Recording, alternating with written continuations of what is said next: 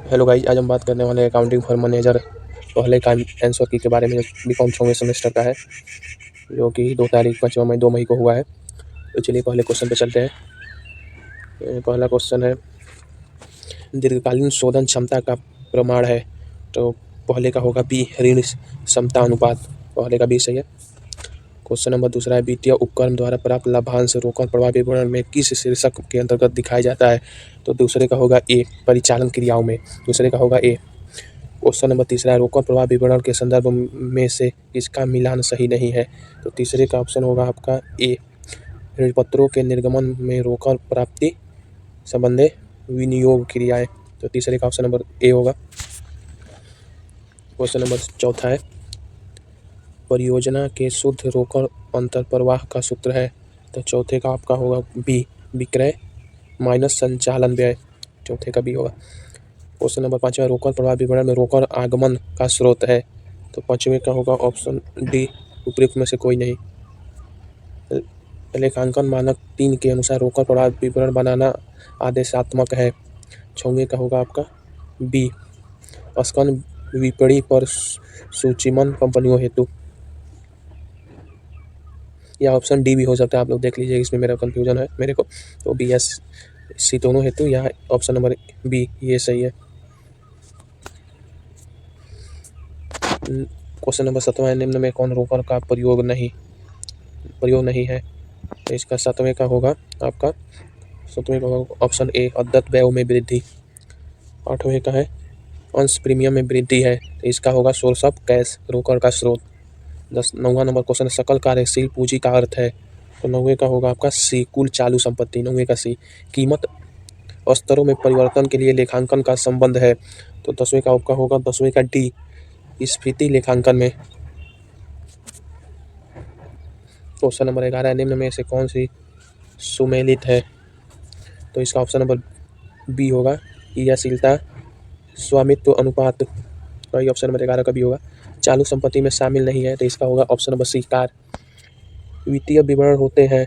तो 13 का आपका होगा सी, अभिलिखित तथ्य, रिकॉर्डेड फैक्ट। 13 का सी। क्वेश्चन नंबर 14 है, ऋणपत्रों को शीर्षक के अंतर्गत दिखाया जाता है। तो 14 का आपका होगा सी, सुरक्षित ऋण वित्तीय विवरण में समाहित होती है। तो 15 का होगा ऑप्शन ए, मौद्रिक सूचना, मॉनेटरी इंफॉर्मेशन। क्वेश्चन नंबर 16 है, क्वेश्चन नंबर 16 है आपका, वित्तीय विवरण में निर्वाचन में शामिल होता है। तो 16 का ऑप्शन हो जाएगा डी, उपयुक्त सभी। 16 का डी। क्षैतिज विश्लेषण के रूप में जाना जाता है। तो 17 का होगा 17 का होगा ए, गत्यात्मक विश्लेषण। 17 का ए। क्वेश्चन नंबर 18 है दोस्तों, वित्तीय विवरण में तुलना व्यवसाय के डैश की प्रवृत्ति को इंगित करता है। तो 18 का आपका होगा डी, इनमें के सभी, all of this. Question number 19, अल्पकालीन वित्तीय स्थिति में सुधार होगा। तो इसका ऑप्शन नंबर 19वां का हो जाएगा बी, चालू संपत्ति के वृद्धि से। क्वेश्चन नंबर 20 है, स्थिर विश्लेषण को डैश भी कहते हैं। तो 20 का होगा डी, लंबवत विश्लेषण। क्वेश्चन नंबर 21 है, शुल्क के विवरण में वित्तीय स्थिति प्रदर्शित की जाती है। तो 21 का होगा एक, कोषों के स्रोत एवं प्रयोग। 21 का ये होगा। 22वें बात है, निम्न में कौन सा रोकड़ अंतर्प्रवाह नहीं है। तो इसका होगा आपका 22 का ए, लेनदार में कमी। क्वेश्चन नंबर 23 है, रोकड़ तुल्य से आशय है। 23 का होगा आपका डी, 23 का अत्यधिक तरल विनियोग, ऑप्शन डी। 23 का ऑप्शन डी सही है। नकदी प्रवाह विवरण के संदर्भ में निम्न में से कौन सा वित्तीय गतिविधि का एक उदाहरण है। तो 24 का आपका होगा डी, स्थिर परिसंपत्ति का विक्रय। 25वें, निम्न में कौन सा एक कार्यशील पूंजी को प्रभावित नहीं करेगा। तो 25 का आंसर होगा आपका ए, देनदारों से नकद वसूली। क्वेश्चन नंबर 26 है, कार्यशील पूंजी की आवश्यकता निर्भर करता है। तो 26 का होगा आपका डी, उपयुक्त सभी। रोकड़ क्वेश्चन नंबर 27 है, रोकड़ प्रवाह विवरण सहायक नहीं होता है। रोकड़ प्रवाह विवरण सहायक नहीं होता है। 27 का होगा आपका बी, दीर्घकाल के व्यवसाय लाभों का प्रयोग में। क्वेश्चन नंबर 28 है, रोकड़ प्रवाह विवरण का नियमन होता है। तो इसका होगा 27 का बी, AS3 में।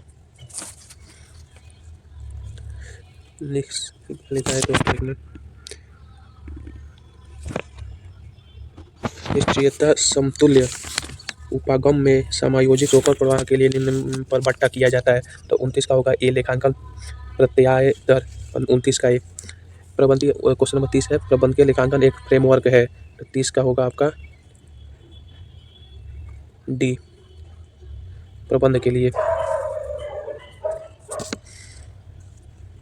क्वेश्चन नंबर 31 है। 31 है कि प्रबंधकीय लेखांकन मूलतः संबंधित है। तो इसका होगा ऑप्शन नंबर डी सिर्फ ए और बी से। प्रबंधकीय लेखांकन प्रबंध की सहायता करती है। तो इसका होगा 32 का डी उपयुक्त सभी नियोजन निर्देशन नियंत्रण तीनों पर सहायता ही करती है। आते हैं क्वेश्चन नंबर 33 में प्रबंधकीय लेखांकन संबंधित है। तो इसका 33 का होगा डी इनमें से सभी।